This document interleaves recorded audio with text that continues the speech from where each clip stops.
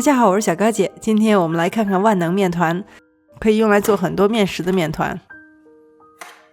讲到万能面团呢，要说到一个概念，烘焙百分比，就是配方中各个材料的重量除以面粉的重量得出的比例。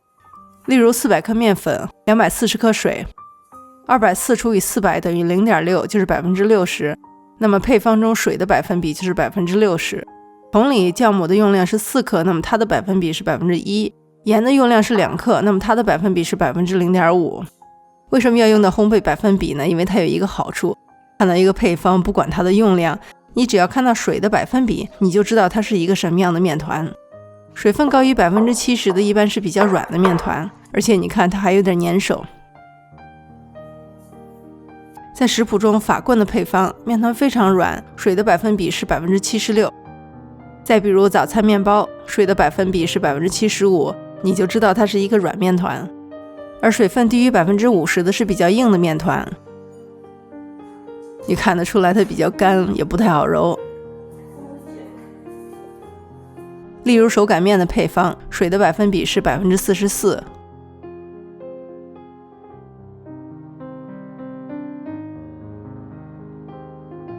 再比如滋卷，这个面团也很硬，水分的百分比是 45%。上面提到的是非常软和非常硬的面团，但是绝大多数的食谱用的是不软不硬的面团，水的百分比是在 60% 左右。例如柳叶包 60%， 包子面团也是 60%， 千层肉饼 60%， 鸡肉煎饺 60%， 韭菜盒子 60%， 还有一些是在 60% 上下。水煎包是 62.5%， 而花卷是 58%。大多数面食水的百分比是在 60% 左右，那我们反过来说， 60% 水面比例的面团适用于大多数食物。看到这个地方，我们万能面团的水面百分比就出来了，那就是 60% 左右。用这个比例和面呢，面团不软不硬，也比较容易上手，便于操作。不同面粉的吸水性不同，你肯定要在 60% 的这个基础上做一些微调。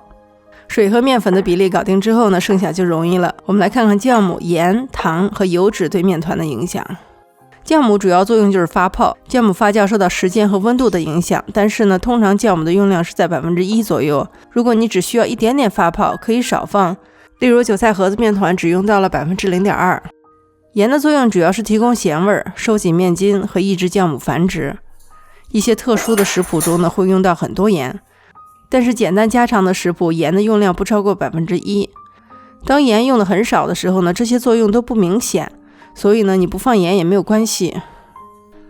来看看糖，它提供甜味，加深颜色，特别是在炸和烤的食物中，并且在面团发酵初期帮助发酵。但是即便不放糖，面团中的淀粉被分解后呢，也会有足够的糖来维持发酵。如果你需要甜味可以放一些，不需要甜味的话呢，放不放都可以。我们来看看油，面筋形成之前放油呢，它可以阻断面筋的形成。面筋形成之后放油，油包裹在面筋的周围，它可以使制作出来的面食更加柔软。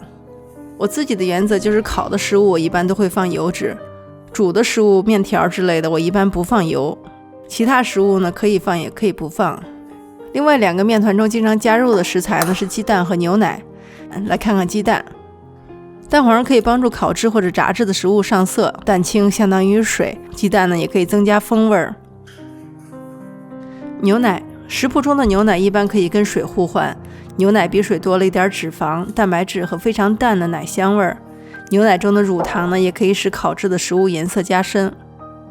通过实践和总结，我们就得到了一个适合很多配方的面团。面粉400克，水240克，酵母4克，盐2克，糖15克，盐和糖不放也可以，油脂15克。如果是烤制的食谱呢，你还可以多放一些。如果是其他食谱呢，你不放也可以。揉到光滑，我们的万能面团就做好了。经过发酵跟整形，你可以用它来做很多的面食。今天我用这个面团打几个烧饼，搓长、压扁、卷起，稍微松弛一下擀平，上锅烙熟。对于初学者来说，我给了你一个非常好用的面团配方，用这个配方呢，你可以做出很多成功的面食。但是呢，我也希望你可以了解每一种食材对面团的影响，那么你就可以在这个最基础面团的配方上为所欲为，任意发挥，做各种各样的调整，最终达到你想要的面食效果。我是小高姐，谢谢大家收看，我们下期再见。